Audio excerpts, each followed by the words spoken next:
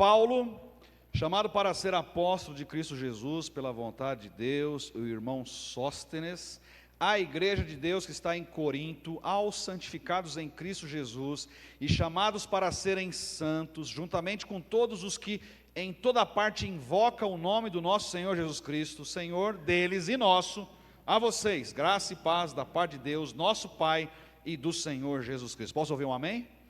Amém. Verso 18.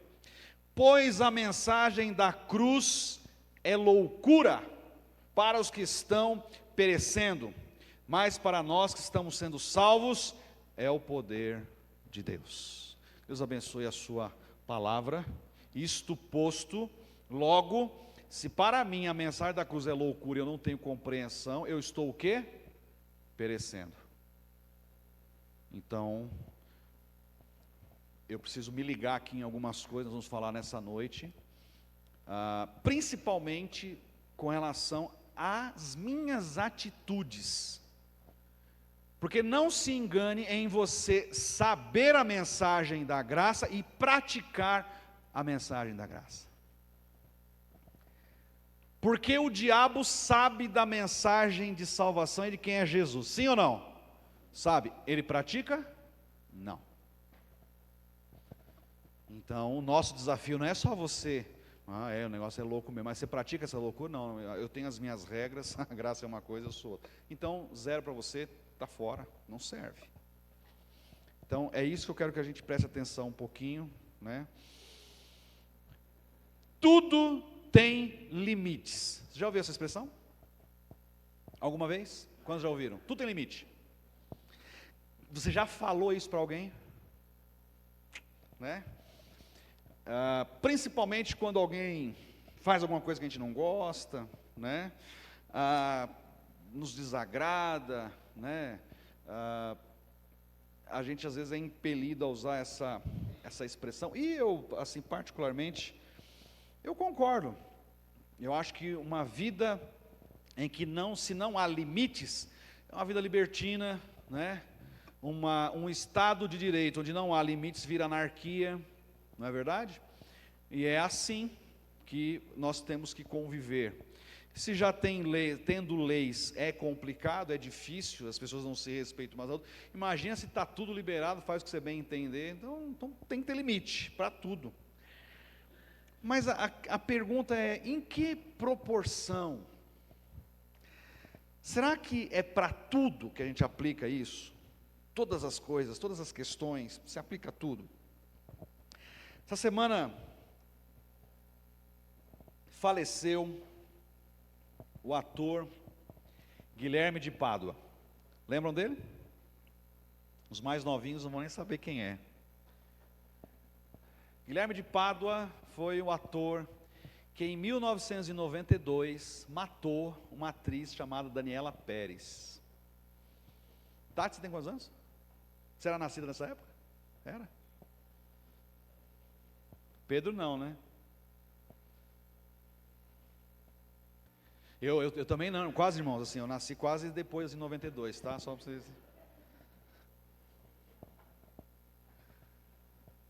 Foi um choque, porque a Daniela Pérez era a protagonista da novela da ocasião, ele fazia par romântico com ela,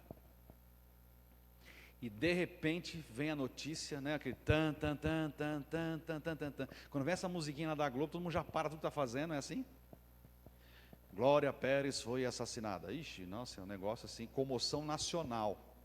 E aí descobriu que foi ele, com a mulher, né, Paula Tomás, cúmplice. Ele foi preso e condenado. Cumpriu pena. E aí depois saiu da prisão, né? A mulher dele foi para um canto. E aí se converteu. E se tornou pastor da Batista da Lagoinha, lá em Minas Gerais. Inclusive, né, ele ficou muito em evidência nos últimos tempos por dois motivos. Lançaram um documentário envolvendo sobre toda essa questão do crime e trouxeram ele de volta à tona, né? E ligaram ele ao presidente da República e quiseram fazer a ponte, né? exatamente para ligar o presidente ao passado dele, essas coisas que você sabe que o pessoal faz. Ele, depois que saiu da prisão, depois se tornou pastor, acabou vivendo uma vida, de fato, sendo perseguido e execrado pelo crime que ele cometeu. E aqui eu quero deixar uma coisa bem clara para os irmãos. Uma coisa é eu não estou aqui defendendo o crime, eu não estou defendendo a horrorosidade do crime, a hedionsidade do crime. Foi um crime hediondo, tá? Eu não estou aqui eu não estou aqui minimizando a perda e a dor da Glória Pérez, que é a mãe dela. Nada disso. Mas eu quero fazer uma pergunta para os irmãos. Ele não teria o direito de se arrepender e de ter perdão pelo que ele fez?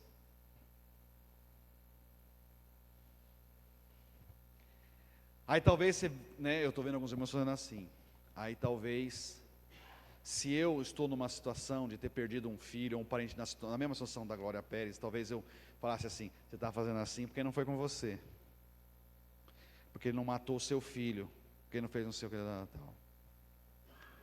Me chamou a atenção, e por isso que o Espírito me trouxe essa noite para trazer essa mensagem, a fala do viúvo, essa semana. Porque assim que soube que ele infartou, o pastor Márcio Valadão deu a notícia, repercutiu a notícia, e o Raul Gazola, viúvo da Daniela Pérez na ocasião, falou o seguinte, olha que interessante, preste atenção. Hoje o mundo acordou melhor, o ar acordou mais limpo e foi feita a justiça divina. Que siga sendo feita a justiça divina para todos que habitam nosso planeta.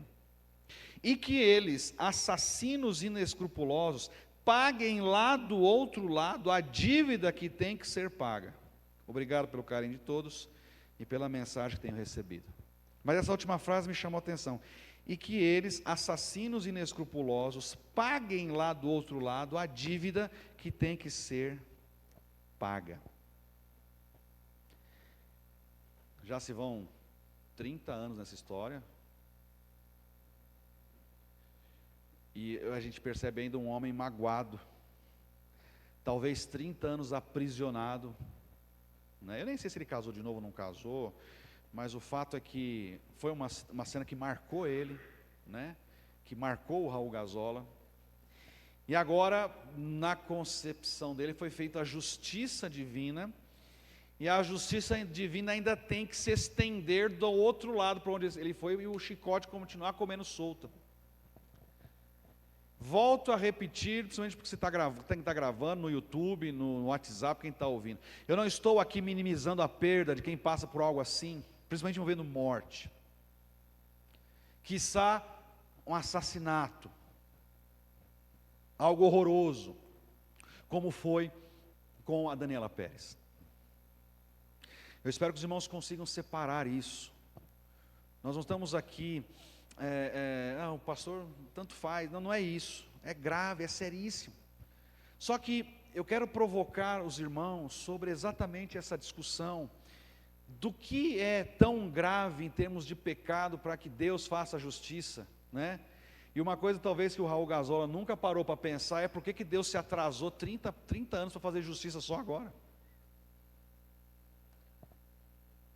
Talvez depois, com o tempo dele ler essas palavras dele, também ele comece a refletir que as palavras que ele colocou aqui é de fato de alguém má agora, mas não encontra eco no coração de Deus. E que nada disso do que ele deseja vai acontecer.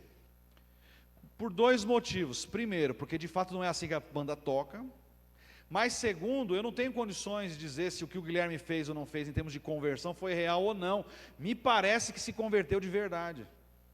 Me parece que tinha uma vida e estava buscando. Eu falo isso porque a gente já teve experiência na cadeia de evangelizar, tá, irmãos? De ir lá evangelizar. Vigia, Breno, vigia aí, Breno, vigia aí. E você vê de fato muita gente querendo se apegar a Deus para ficar bem com o sistema, para na ficha dele lá aparecer que bom comportamento, que não sei o quê. Aí o pessoal vai lá e canta e tal, não sei o quê, e faz, né? Aí eu vou falar.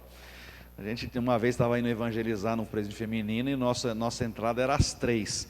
E às 2 horas tinha uma outra fazendo um trabalho lá. Aí as presas não tem o que fazer lá, e aí a gente chegou mais cedo, estava a nossa rodinha lá, e quem estava fazendo é a igreja que usa o véuzinho. Aí a gente olhava para lá, estava um mar de véuzinho branco na cabeça lá, tudo lá. Aí acabou delas lá, dispersaram, vieram umas 15 pegando o véuzinho, guardando no bolso, e vieram para o nosso grupo aqui. E se daqui a pouco fosse tocar tambor lá também, onde estava soprando, elas estavam indo. E é assim. Mas o caso do ator, me parece que foi uma conversão genuína. Até onde eu tenho o Márcio Valadão como uma pessoa de muito respeito, um pastor que tem o seu nome íntegro, e eu não acho que ele colocaria no seu quadro de pastores alguém que não tivesse a certeza de testemunho, né? Só que ele tem uma marca de um crime que ele cometeu, de um assassinato. E a pergunta é, de fato ele vai ter que pagar do outro lado por isso? Porque sim, irmãos, né?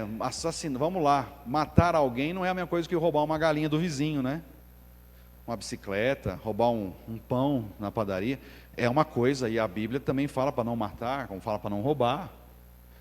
Nós temos aqui a nossa escala de valores.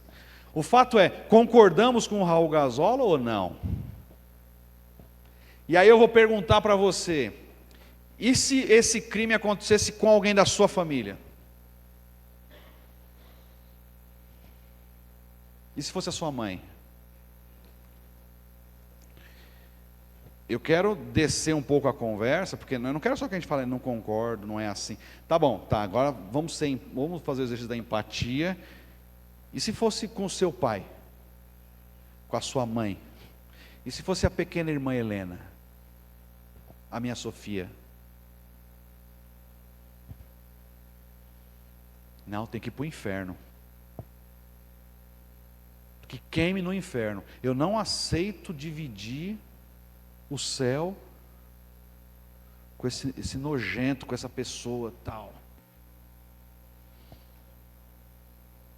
E se você, mulheres, e eu acho que algo para as mulheres que é mais abominável, talvez, que possa passar, por exemplo, é ser vítima de um estupro. E se você, mulher, for vítima de um estupro, e souber que o seu estuprador se converteu, pediu perdão para Deus, são coisas que nós temos que pensar, porque, irmãos, pode acontecer conosco. A gente olha muitas vezes a televisão, está lá, está distante, mas não precisa acontecer tanto assim, mas talvez a pessoa que você menos esperava foi lá e te traiu, puxou seu tapete, falou mal de você, te sacaneou, enfim, envolve o quê? De fato o Raul Gazola nunca conseguiu perdoar o Guilherme de Pádua. A fala dele aqui é carregada de rancor. E eu não posso dizer que com razão, porque na cruz tudo é perdoado, sim ou não? Tudo é perdoado. Mas eu tenho que discordar dele, porque a palavra não me diz isso. E a graça vai na contramão do que o Raul Gazola quer para o Guilherme de Pádua. Quer para qualquer assassino, quer para qualquer pessoa. Eu lembro quando aconteceu a tragédia de Mariana, aquelas barreiras que caíram.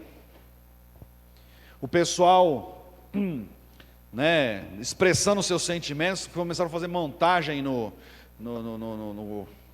Photoshop e tal, e colocavam presídios no pé das barragens. Você já entendeu para quê, né? Para a barragem cair e matar aqueles monte de preso. Tem pessoas, não, tem que morrer mesmo, pelo que fez, tal. Eu sei que é um campo delicado de se tratar. A gente, quando entra num presídio para evangelizar, os agentes penitenciários olham a gente de forma... Eles não olham com bons olhos. E depois eu descobri por quê. Vocês ficam se preocupando com esses caras que estão presos aí. Com a gente, por exemplo, ninguém faz nada, ninguém se preocupa com a gente. Mas com eles que estão aí, tinha que apodrecer. É a visão que tem. Eu não estou falando que não tem que pagar pelo crime. Eu particularmente acho que tem pessoas que pelo crime que fizeram tinham que ficar a vida inteira lá. Não tinha que sair mais. Eu particularmente tenho um pensamento que tem gente que é irrecuperável. Porque não quer, não porque Deus não tem poder, porque não quer se recuperar, porque sai, faz de novo, volta, sai de novo e volta, vai lá e comete crime pior, e faz, tem que ficar trancado. Tem que ficar trancado. Mas isso é o Lucas que está pensando. Agora, do resto... Agora, o perdão não merece perdão? É aí que nós vamos começar a caminhar na loucura da graça. Ele acha, por exemplo, que o infarto e a morte do Guilherme foi justiça de Deus. Foi castigo de Deus. Mal ele sabe que para o cristão a morte é o quê? É um castigo? É uma promoção. Né? Já começa o equívoco dele. O cristão verdadeiro tem na morte a alegria de estar no descanso eterno, a alegria de estar nos braços do Senhor. O cristão verdadeiro, essa convicção só quem tem Jesus. E para você andar com essa certeza, você tem que entender a loucura da graça. E a graça, ela é louca, nos faz a cabeça ficar assim virada. Por quê? Primeiro, há uma dívida que tem que ser paga por todos os homens. Sim, há uma dívida. Você que está aqui sentado, você tem uma dívida com Deus. Você tem uma dívida com Deus. E interessante, né? As pessoas ficam todas assim, né? E estou devendo para o agiota. Qual é a primeira coisa que você faz? Misericórdia, não é assim? Quando você sabe que alguém está devendo para o agiota, ou paga rápido, ou acontece o quê? A gente sabe que eles têm uns métodos nada ortodoxos de cobrança de dívidas, né? Mas a última coisa que você pretende ficar devendo é para um... Né? Tivemos uma aula... Né? Ó, Tiago, parabéns pela aula de hoje, hein? Da EBD, sobre finanças, até planejamento financeiro, foi falado na aula hoje cedo. Só que é interessante, as pessoas não sabem que tem uma dívida com Deus. Você teme ficar devendo o agiota, mas não teme ter uma dívida com Deus? Não teme não pagar a sua dívida com Deus? Mas qual é a loucura? A loucura é que Jesus pagou essa dívida por nós. Como assim? Há uma dívida e ela já foi paga, você só precisa reconhecer e aceitar. Se você não fez isso ainda, sua dívida está vigente. Quando acabar esse mundo aqui, ou você para esse mundo, ou esse mundo de uma forma geral, essa dívida vai ser cobrada. A diferença vai olhar em você, está quitado, vem para cá. Não, está devendo, vem para cá. Essa é a diferença. Isaías 59:2 diz assim: mas as suas maldades separam vocês do seu Deus, os seus pecados esconderam de vocês o rosto dele, e por isso ele não os ouvirá. A nossa dívida é por conta do nosso pecado, desde lá do Éden, desde lá de Adão, o pecado original. Por um único homem entrou o pecado no mundo inteiro, todos nós pecamos, todos nós estamos perecendo. Há uma dívida nossa com Deus. Romanos 3:23, pois todos pecaram e estão destituídos da glória de Deus. Todos pecaram e estão separados da glória de Deus, estão separados da presença de Deus por causa do seu pecado. Tem uma dívida a ser paga, e enquanto essa dívida não for paga, não tem comunhão com Deus. Romanos 5:17-18, se pela transgressão de um só a morte reinou por meio dele, muito mais aqueles que recebem de Deus a imensa provisão da graça e a dádiva da justiça reinarão em vida por meio de um único homem, Jesus Cristo. Consequentemente, assim como uma só transgressão resultou na condenação de todos os homens, assim também um só ato de justiça resultou na justificação que traz vida a todos os homens. Aleluia. Um único homem. Por isso que Jesus é chamado de o segundo o quê? Jesus é chamado do segundo. Ai, Jesus. Segundo. Alguém na internet está assistindo, escreve aí. Jesus é chamado do segundo o quê, irmãos? Segundo? Adão. Segundo Adão. Por quê? O primeiro Adão fez o quê? Abriu as portas para o pecado. O segundo Adão faz o quê? Abre as portas para o quê? Para a salvação. Por um homem sujou tudo, um homem vem e limpa tudo, traz a salvação? Pela graça. E isso já tem que começar a nos perturbar. Como assim? De graça? Não, ele espera alguma coisa que eu faça. Ele espera que eu faça alguma coisa. Ele espera que eu dê alguma coisa naquele gasofilação. Não, ele espera alguma coisa. Não é nada é de graça nessa vida. Pois é. É aí que começa a loucura. Segundo, por que é loucura? Porque exatamente é de graça. Por mais que seja a melhor coisa que vai acontecer na sua vida, não há nada que você possa fazer para recompensá-la, para obtê-la, para garanti-la. É de graça. Você não tem que bater cartão aqui na igreja todo domingo, você não tem que dar dízimo, você não tem que fazer nada, você não tem que ganhar 200 almas para Jesus. É de graça. Não há uma contrapartida, é de graça. O mercado de trabalho trabalha muito com a meritocracia, não é assim? Você vai galgando espaço na sua empresa por mérito, você vai crescendo, você vai se desenvolvendo, você faz uma faculdade, você faz um curso, faz uma pós, lá dentro você tem lá os seus soft skills, as suas qualidades, você vai se desenvolvendo, tal, não sei o quê. Mérito, você bate metas, você alcança objetivos, seu PRL vem no final do mês lá, ou no final do ano, tal, lá. Mérito. Deus não nos avalia pelos nossos méritos, porque não há mérito em nós. Repita comigo: não há mérito em mim para ter a salvação. Faz assim na pessoa do lado aí, ó. Agora fala para ela assim: você é bicho ruim. Pode falar. Se tem alguém na sua frente aí, cutuca assim, fala assim: você não presta. Pode falar, fala aí, você não presta. Pode falar. Você é sangue ruim.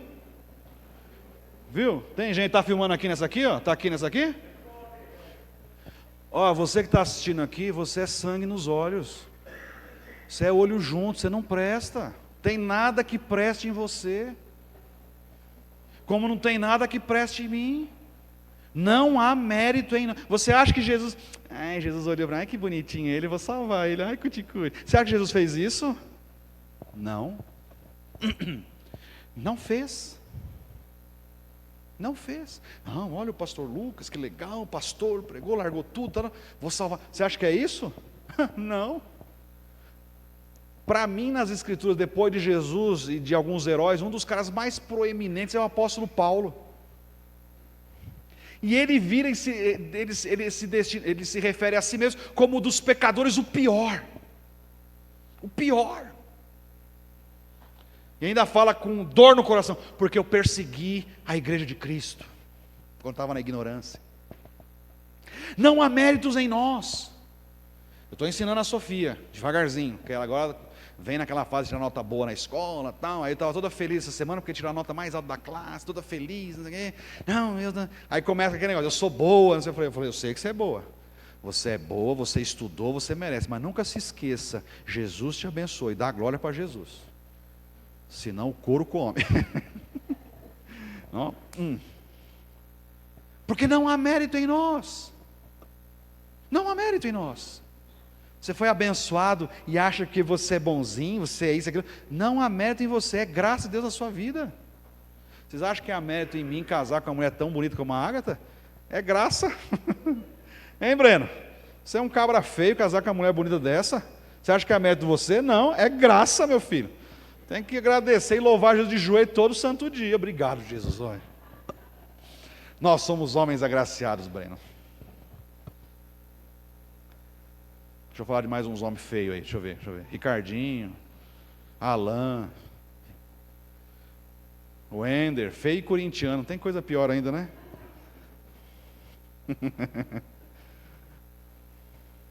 Para mim todo homem é feio, menos meu pai. É de graça.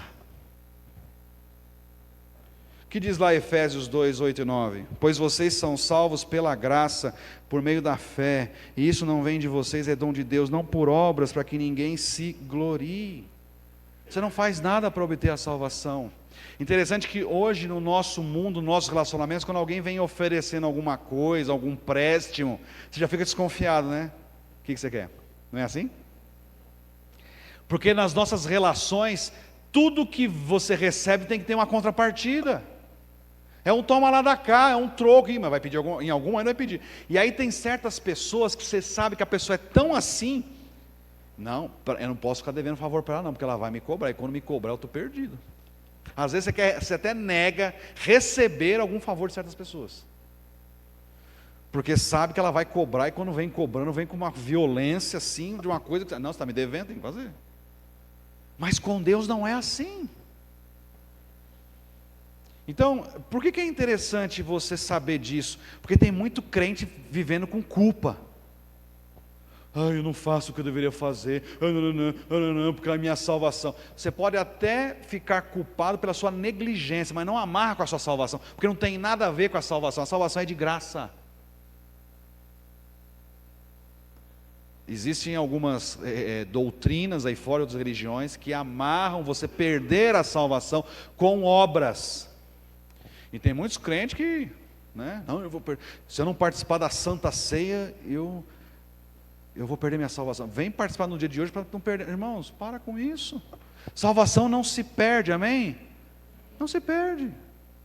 Uma vez salvo para sempre.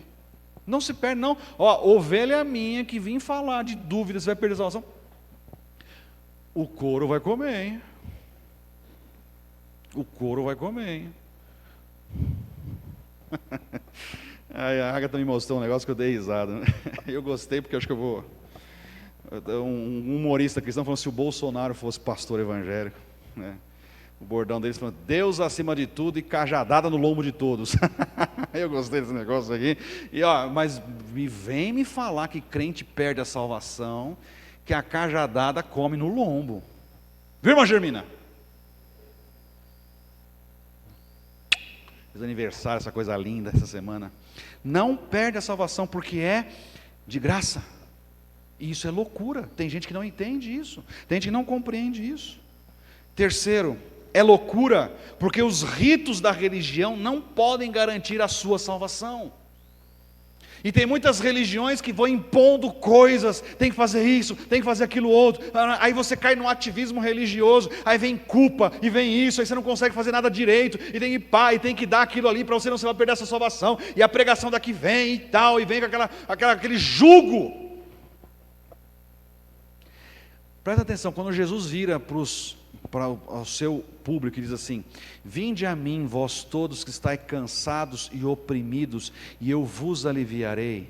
Tomai sobre vós o meu jugo, e aprendei de mim que sou manso e humilde de coração, e encontrareis descanso para a sua alma, porque o meu jugo é suave e o meu fardo é leve. Jugo, se você não sabe o que é jugo é uma canga que você coloca aqui no ombro do boi. E geralmente para arar a terra são 2 bois, 2 jumentos, 2 cavalos. E esse jugo tem que ser igual com o que está ali, para não ficar desalinhado. Os animais têm que ser igual. E põe o jugo em cima, para eles irem num ritmo. Não ir nenhum torto, nenhum mais para lá, nenhum para cá. Por isso que a Bíblia fala, não se vos submeteis a jugo desigual. E o jugo que Jesus está falando, a carga que vem nas costas, é a carga da religião, é a religiosidade dos escribas e fariseus, que lá em Mateus 23, ele vai arrebentar com os, chamando raça de víboras, hipócritas. Vocês ficam na porta ali, vocês não entram, não deixam nem quem está fora entrar, não entra, não sai, fica lá entupindo ali. Vocês engolem o camelo e quer coar o mosquito. Vocês são um bando de sepulcaiado, vocês são lindos por fora, mas podre por dentro, e raça de víboras hipócritas. Lê lá Mateus 23, a lapada que Jesus dá nos religiosos, na religião. E ele fala assim, você que está cansado da religião, vem aprender comigo, porque o meu jugo é suave e é leve. E hoje o que você mais tem é religião controlada por homens, pastores, apóstolos, padres, que quer que seja, impondo fardos no povo para manter o quê? O controle. Manter uma submissão cega. E Jesus veio nos dar o quê? Liberdade. Você não precisa cumprir os rituais da religião. Veja, ladrão da cruz. Lembra a experiência do ladrão da cruz? O ladrão da cruz teve tempo para fazer discipulado, irmãos? Sim ou não? O ladrão da cruz teve tempo para descer as águas e batizar? Sim ou não? O ladrão da cruz participou pela Santa Ceia, que não é Santa Ceia. Outra coisa que eu não aceito minhas ovelhas falar é Santa Ceia. Não é Santa Ceia. É o quê? Do Senhor. Não tem nada de santo aqui. Não tem nada nada sacramental aqui. Isso aqui é um pão e é um suco de uva. Um dia nós vamos ter mais recursos, vamos trazer suco de uva de Gramado, das Serras Gaúchas, tchê. De primeira, ó. Mas por enquanto vai o que suco. Brincadeira, porque o irmão Luiz César compra o melhor ali no Nori. Né, Luiz? Ó. Hã? JP? O que é JP? Ah, a marca do suco. É bom? Você não vai ficar mais santo, mais poderoso, mais forte para enfrentar as tentações depois de tomar isso aqui, não, abençoado. Toma jeito. É ceia do Senhor. O ladrão da cruz não conseguiu nem dar o primeiro dízimo, coitado, ele está morando na favela celestial, né? Porque não dizimou nenhuma vez, não vai pegar uma mansão, né? Não é justo. Não é justo, onde já se viu? Eu nasci na igreja, cresci na igreja, sou pastor, abandonei minha carreira de direito, vou morar numa mesma mansão que o ladrão da cruz que não fez nada. Opa, não. Ah, vai sim. Nicodemos. Jesus conversou com Nicodemos e virou para Nicodemos: mestre, o que eu preciso fazer para ver o reino dos céus? Jesus não falou para ele que ele tinha que se batizar. Nicodemos não era batizado. Jesus não falou que ele tinha que cumprir os protocolos da religião para ver o reino de Deus. Ele tinha que fazer o quê? É-vos necessário nascer de novo. É um novo nascimento, uma transformação de dentro para fora, um agir do Espírito. Isso é loucura, porque a religião impõe lá subir escadarias de joelho, ficar fazendo, né, um monte de coisa, e pá. Eu lá em Salvador conheci um pouco as pessoas que trabalham comigo, e lá dentro da religião deles, de quarta-feira, quem confessa aquela religião vai todo mundo de vermelho em homenagem a uma divindade. E na sexta de branco. E eles levam isso a sério. Breno do céu, se a nossa igreja tivesse o compromisso, como aquelas pessoas têm. Eu estou lá trabalhando e a pessoa do meu lado de vermelho. É quando eu fui ver o dia, quarta-feira. Aí você sai no shopping, um monte de gente de roupa vermelha. Você já sabe, é devoto daquela divindade. Sexta-feira, de branco. E eles levam isso a sério. E acham que se não o fizerem vão ser punidos, ou vai deixar a divindade triste, ou vai fazer alguma coisa tal, ou é só uma homenagem, ou é só um louvor. Para com isso, é o pensamento dele, mas às vezes nós também pensamos a mesma coisa. E achamos que num domingo que eu não pude vir, por alguma situação, Deus está triste comigo, vai descer uma marretada na minha cabeça. Quando você pensa, veja irmãos, não confunda uma exceção com uma prática. Tem pessoas que de fato faltam com compromisso com a obra de Deus, faltam com compromisso com Jesus, deixa a obra capenga, vem de manhã, não vem de noite não vem de manhã, vem um domingo, pula dois, vem um, sabe? Agora você é fiel ali com o seu Deus, você deixa de vir uma vez só. Não se permite essa questão de culpa, não. Porque não são os protocolos da religião que vai te garantir a salvação, é graça, isso é loucura. Isso é loucura. E em último lugar, e agora eu espero que você não se ofenda, eu espero que você não fique chateado comigo. Nós falamos do Guilherme de Pádua, lembra do casal Nardoni, que largou a criança do 5º andar e ela morreu, a própria filha? Lembra da Suzanne von Richthofen? Suzanne von Richthofen, em 2002, eu lembro que era ano de Copa do Mundo, matou os próprios pais por causa de herança. Chamou o namorado e o irmão dele, abriu a porta da casa. Eu sei porque o meu pastor, eu sei porque ele saiu, mas o meu pastor na ocasião era seminarista e ele foi professor dela no colégio alemão, professor de português. Um crime hediondo. E nos revolta saber que essa moça tem saidinha de Dia dos Pais, não revolta? E para muitos, pelo que ela fez, merece ir para o inferno, merece morrer, onde elas vão mandar matar os próprios pais, por causa de dinheiro. Eu não vou discordar de você, também não vou concordar, Mas a graça pensa diferente. Pedófilos. Obrigado, meu irmão. Pessoas que abusaram de criancinhas inocentes, indefesas, causaram marcas profundas nessas crianças. Estupradores. E eu poderia continuar a lista dos mais hediondos crimes que talvez, se começar a levantar caso após caso aqui, talvez a gente começasse a ter embrulho no estômago, situação terrível, se mostrasse imagens aqui. Mas a má notícia ou boa, eu não sei como é que você vai interpretar, é que diante de Deus, os pecados dessas pessoas que eu falei aqui para você, é tão ofensivo à santidade de Deus quanto um mentiroso, quanto um desonesto, quanto um fofoqueiro, quanto eu, quanto você. Na nossa sociedade, nessa régua de baixo, nós podemos fazer essa distinção. E talvez, se você souber de um caso aqui na cidade, de um cara que matou, estuprou, sei lá, foi preso, voltou, e a cidade dele foi soltar e tal, e ele está andando na calçada, você pula da outra calçada, você pega a sua filha pela mão, se ele entrar aqui, talvez a metade da igreja vai para lá, eu não sei. Talvez o nosso plano aqui de convivência seja quase que impossível. Conviver, entender, confiar, sei lá. Porque de fato é uma situação social complicada.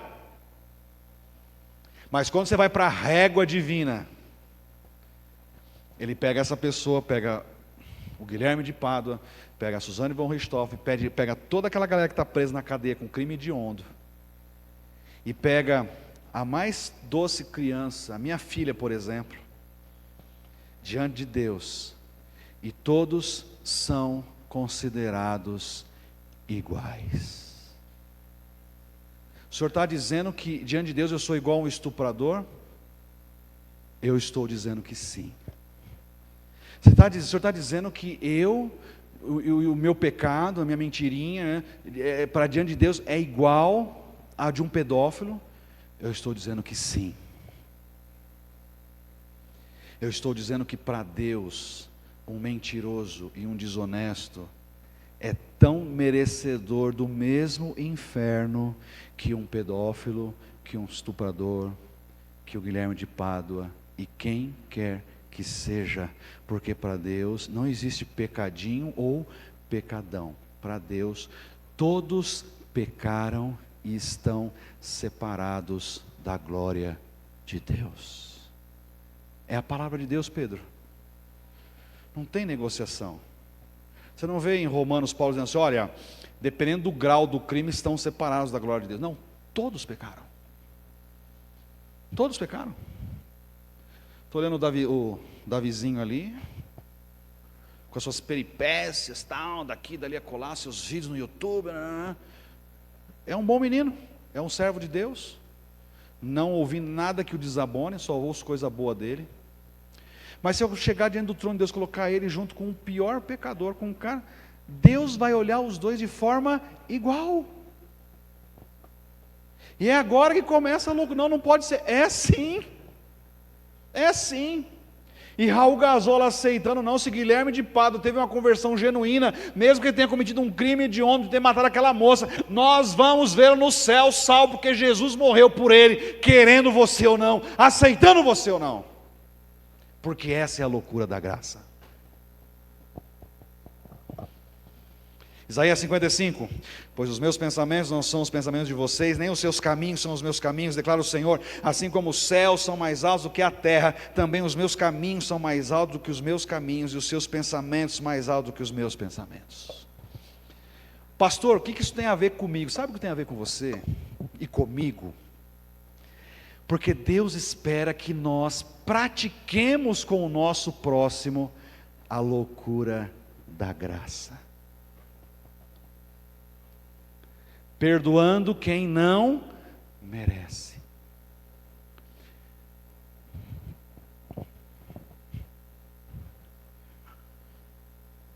Eu não sei se você gosta do gênero ou não, mas eu gosto. Tinha uma série lá chamada Game of Thrones. E tinha uma personagem lá que ela queria vingar a família. E ela tinha uma listinha da vingança dela. A Arya Stark. E a listinha dela só ia crescendo.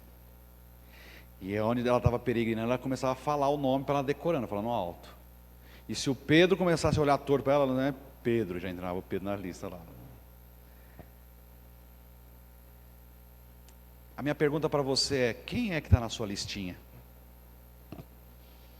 Não necessariamente de matar, porque não, você não vai fazer isso, mas talvez na sua listinha do coração trancado, fechado, e que não, esse não merece perdão. Esse não merece que eu converse com ele, não merece que eu almoce, não merece que eu cumprimente.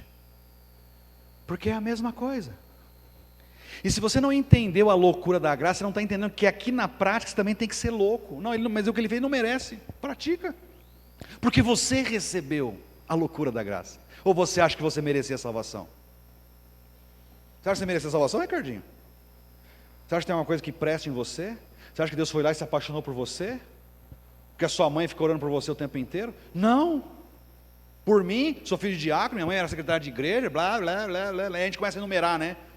Nossos feitos na igreja, aquela coisa. Não tem nada que preste em nós. Acho que esse terninho bonito, essa gravata aqui e tal, nada. É loucura. Eu encerro com o texto de Romanos, agora do verso 9, Romanos 3, verso 9, acompanha a leitura aí, olha que Paulo fala, como profundo é. Porque o que ele vai falar vai embasar o que eu estou falando aqui, eu vou encerrar essa palavra. Que concluiremos então? Estamos em posição de vantagem? Não. Já demonstramos que tanto judeus quanto gentios estão debaixo do pecado. Aqui só abre um parênteses. Os judeus se achavam os especiais, porque eram a nação de Deus, veio descendência de Abraão. Então achavam que o evangelho não era para os gentios. Quando o Espírito Santo desce dos gentios, não, até os gentios. É como se eu falasse, até os corintianos estão sendo salvos. Olha que coisa, até eles, né? Até eles, quando você vem com até, como assim até? Por que não eles também? Mas porque os judeus eram arrogantes, achavam. Então Paulo está introduzindo isso para os romanos. Nós já demonstramos aqui que judeus e gentios estão tudo debaixo do pecado. Não tem esse negócio não. Como está escrito, aqui ó, não há nenhum justo, nenhum sequer, não há ninguém que entenda, ninguém que busque a Deus, todos se desviaram, tornaram-se juntamente inúteis, não há ninguém que faça o bem, nem não há um sequer. Suas gargantas são um túmulo aberto, com suas línguas enganam, veneno de serpentes está em seus lábios, suas bocas estão cheias de maldição e amargura, seus pés são ágeis para derramar sangue, ruína e desgraça marcam os seus caminhos, e não conhece o caminho da paz, aos seus olhos é inútil temer a Deus. Sabemos que tudo o que a lei diz, o diz àqueles que estão debaixo dela, para que toda a boca se cale e todo mundo esteja sob o juízo de Deus. Portanto, ninguém será declarado justo diante dele, baseando-se na obediência à lei, pois é mediante a lei que nos tornamos plenamente conscientes do pecado. Mas agora se manifestou uma justiça que provém de Deus, independente da lei, da qual testemunharam a lei e os profetas. Justiça de Deus mediante a fé em Jesus Cristo para todos os que creem. Não há distinção, pois todos pecaram e estão destituídos da glória de Deus, sendo justificados gratuitamente por sua graça, por meio da redenção que há em Cristo Jesus. Aleluia! E toda vez que nos reunimos para celebrar a ceia do Senhor, é o sentimento de gratidão que tem que vir em nós, por exatamente lembrar de onde estávamos, de onde éramos. E às vezes entre nós evangélicos há muita arrogância, porque achamos, porque crescemos na igreja e tal, e nananã, porque é isso, e se tem um povo mais arrogante ainda, são os batistas. Participava de um grupo de e-mail, sabe qual é o nome do grupo? Nós, os batistas. Que petulância! Os guardiões da sã doutrina. Nossa, os caras vinham, que lá antes da reforma, os batistas se colocam antes da reforma. Tudo titica de galinha. Desculpa. Não há glória em nós, irmãos. Nossas obras são como trapo de imundícia. Quando você começa a olhar para você com esse olhar, tem que haver quebrantamento. Puxa, eu não era nada. Não era não, eu não sou. Eu estou de pé hoje aqui pela graça de Deus. Eu sou pastor dessa amada igreja porque eu tenho mérito? Não, é pela graça de Deus. Você está com saúde aí porque você é bom e Deus precisa. Às vezes a gente acha que Deus precisa da gente. Hein, Breno? Deus não me levanta porque Ele precisa de mim aqui, porque sem mim, coitado de Deus. Não, irmãos. É pela graça. Porque não há merecimento em nós. E às vezes a gente acha que porque nos batizamos, a gente esquece disso. Não, já estou salvo, agora eu posso. Aí a gente passa a olhar os perdidos, né? Um bando de gente podre, gente pecadora. O povo de Sodoma e Gomorra. Até ontem você estava lá fedendo enxofre de Sodoma e Gomorra. Você está achando o quê? Você está se achando melhor que a galera que está lá no mundo? Opa, baixa a bola aí, não tem mérito nenhum em você não. Mérito nenhum em você não. Tem que continuar clamando a misericórdia de Deus. Temos que continuar entendendo essa loucura nos nossos relacionamentos com as pessoas, e praticar essa loucura com as outras, e anunciar a elas, porque do contrário não é pregação da cruz. Se não entendermos essa dinâmica da cruz e a loucura da mensagem da cruz, o nosso evangelho é falso, porque de fato é de graça, é pela graça. Eu não posso afirmar aos irmãos que Guilherme de Pádua está no céu, porque isso só Jesus pode afirmar.